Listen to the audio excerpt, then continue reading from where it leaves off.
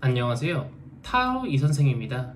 이번에는 확실하게 제외하는 방법 3가지에 대해서 설명을 드리려고 합니다. 제외, 사전적 의미로는 다시 만남이라고 하는데 말처럼 쉬운 게 아니죠. 사람은 마지막에 있었던 순간들을 보통 기억하고는 합니다. 그래서 즐겁고 행복했던 순간들을 기억하고 있는 것이 아닌 헤어지는 그 순간에 느꼈던 감정들, 그리고 상대방이 나한테 했던 모진 행동들을 더욱 깊게 기억하곤 합니다. 당연하게도 내가 다시 만나고 싶어하는, 재회하고 싶어하는 그 사람도 나의 마지막 모습을 더욱더 기억하고 있을 거고, 욕을 하면서 크게 싸웠다면 내가 얼마나 잘해줬는데 이렇게 행동해? 라는 생각을 가지고 나쁜 년 또는 나쁜 놈이라고 욕이란 욕은 다 뱉고 있을 겁니다. 그렇다면 남보다 못한 우리 사이를 다시 돌리기 위해서 어떻게 해야 될까?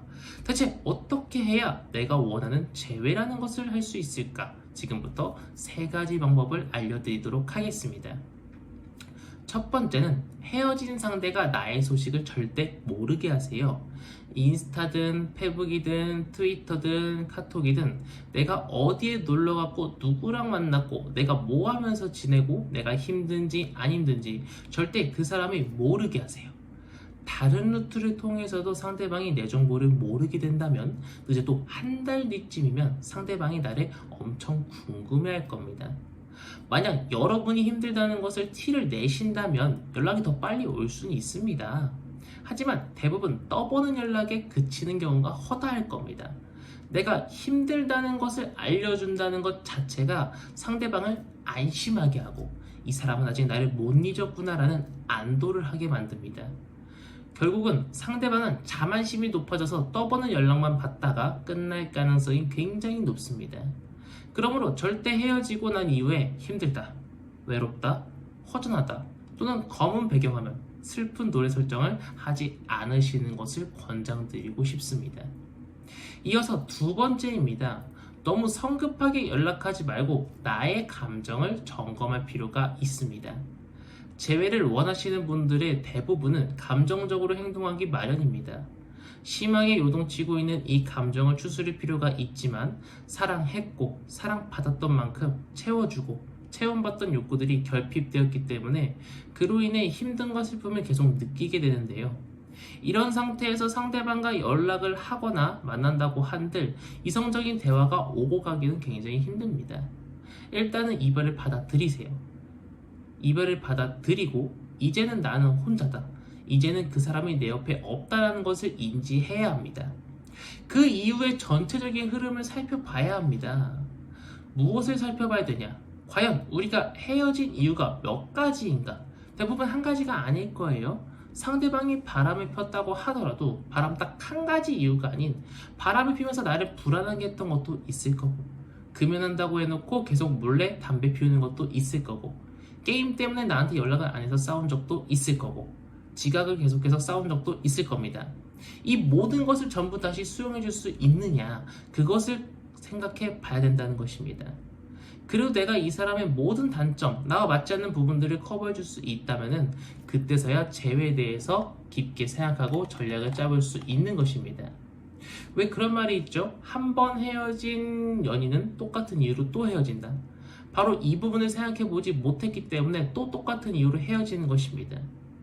자, 그렇다면 마지막 3번째, 상대방한테 연락이 와도 내가 먼저 한다고 해도 너무 쉽게 그리고 너무 빨리 연락을 받아줘서는 안 됩니다.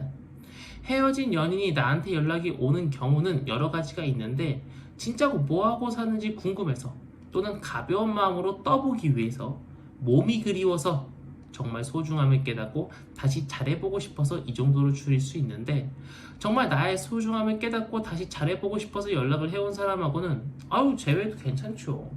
근데 이걸 어떻게 알아내느냐, 그것이 바로 연락을 쉽게 안 받아줬을 때 상대방의 행동에 따라서 갈리게 됩니다. 나를 정말 다시 안고 싶고 자기 사람으로 만들고 싶다면 카톡을 몇 시간 동안 안 보면 애간장이 탈 겁니다. 휴대폰만 붙잡고 있겠죠. 내가 늦게 답장을 보내도 칼답이 올 거고, 늦게 보내면 카톡 한두 개 더 그 사람이 보내겠죠. 중요한 건 헤어진 연인한테 연락이 왔다고 해서 100% 그 사람이 내가 그리워서 다시 연락을 한 것이다 라는 착각을 해서는 안 됩니다. 우리나라 5천만 명의 사람이 있는데 이 사람들 생각이 다 달라요. 좀 막장이지만 진짜 다단계 끌고 가려고 연락한 걸 수도 있고 돈 빌려달라고 연락한 걸 수도 있고 이유는 모르는 겁니다. 하지만 진짜 이 사람이 나랑 재회를 하고 싶어서 연락한 거라면 내가 쉽사리 OK를 외치지 않아도 OK를 외칠 때까지 다가올 겁니다. 만약 상대방이 지쳐서 떠나간다면 그 사람은 거기까지인 겁니다. 미련 가지지 마세요. 다시 재회해도 또다시 헤어질 수 있는 확률이 굉장히 높은 연애입니다. 여기서 중요한 것은 내가 기다렸다는 것을 티내지 않는 것입니다. 상대방의 자만심을 높여줄 필요는 없다라는 거죠. 상대방의 자만심이 높아지면은요, 나를 우습게 봅니다. 쟤 아직도 좋아해, 헤어졌는데 이렇게 생각을 하면서 나를 굉장히 쉽게 볼 수 있고 나를 이용해 먹을 수 있다라는 거죠. 여러분들은 정말 매력적이고 정말 누군가한테는 소중한 사람입니다. 근데 이런 사람을 누군가가 이용해 먹는다? 아유, 그건 정말 몹쓸 놈이죠. 저 같은 경우에도 재회를 했던 경우가 당연히 있겠죠.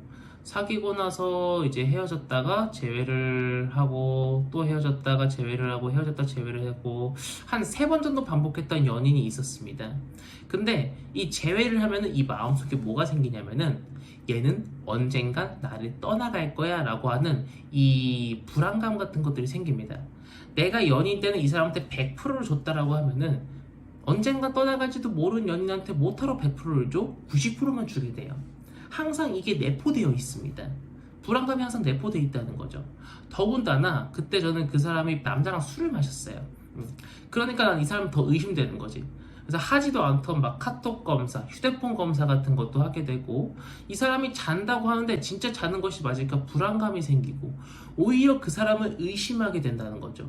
이해와 배려는커녕 그 사람을 의심하고 추궁하고 휴대폰을 검사하고 나도 힘들지만 상대방도 힘들고 그러한 연애를 하게 된다는 거죠. 이게 얼마나 슬픈 연애입니까?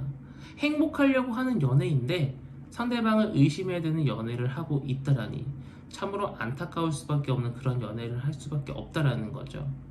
아까 말씀드렸던 두 번째가 내가 이 사람을 과연 이해해 줄 수 있을까? 이 부분이 제대로 성립이 되지 않는 상태에서 감정적으로 그 사람과 재회를 했기 때문에 이런 상황이 발생했던 거예요.